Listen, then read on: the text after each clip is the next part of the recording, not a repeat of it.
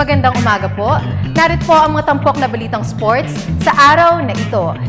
Itinuturing na heavy favorite pa rin sa Palarong Pambansa 2014 sa Santa Cruz, Laguna, ang Powerhouse National Capital Region o NCR.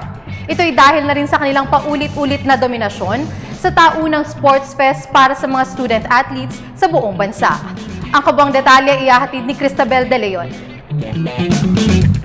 Nagsisimula ang 2014 Palarong Pambansa sa Santa Cruz, Laguna, tila namamalahibo na ang mga karibal na rehiyon ng perennial overall champion National Capital Region o NCR. Sa panayam ng PTV Sports, inamin ni Region 4A Gymnastics coach Marichu Regente na sa galaw pa lamang sa ensayo ng mga Manileño athletes, wala na mabigat ang hamong kanilang kakaharapin sa week-long sports fest. Ngayon sila talunan kasi nasa kanilang yung pinaka-training venue ng gymnastics. Kasi lumalaban na rin naman sila ng mga bata. Moring, hindi natin yun hindi natin lumalaban ng Palarong Pambansa. Okay. Sa kabila nito, hindi pa rin nagpapakakumpiyansa sa laban si NCR Delegation Head Luz Almeda. Kwento ng DepEd NCR Director, isa sa mga misyon nila kada taon ay ang malampasan ng kailang previous gold medal haul sa Palarong Pambansa.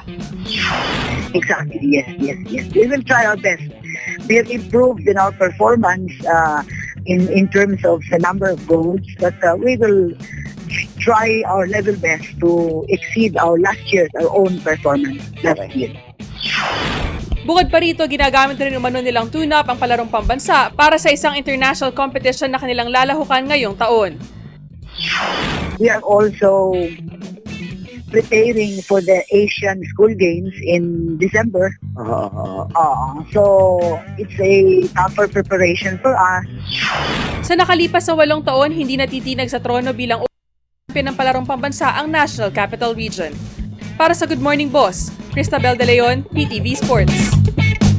Sa boxing, handang-handa na si IBF Light Flyweight Champion Janriel Casimero para sa kanyang ikalawang sunod na title defense sa harap ng home crowd. Umani ng 11th round knockout victory kontra Mexican challenger Felipe Salguero sa Makati Coliseum noong Oktubre, makakatapat ni Casimero si Colombian rival Mauricio Fuentes sa Waterfront Hotel sa Cebu City bukas ng gabi. Narito ang report ni Dennis Principe. Tiwala si IBF Light Flyweight Champion Janriel Casimero na ang kanyang huling title defense ang magiging hudyat upang ikonsidera siya bilang isa sa exciting world champions ng boxing. Sa halos kabuuan ng kanyang kampanya ay ikinonsidera si Casimero bilang boring fighter dahil umano sa safety first style nito. Ngunit sa kanyang huling title defense kontra Mexican Felipe Salguero noong October 2013 sa Makati Coliseum, pinatunayan ni Casimero na kaya niyang umiscore ng knockout sa isang world title fight. 11th round TKO victory ang naitala noon ni Casimero laban kay Salguero. Bago ang nasabing TKO win, 2 12-round decision victories ang naitala ni Casimero sa Mexico at Panama na tila hindi naman napansin ng mga Filipino fight fans.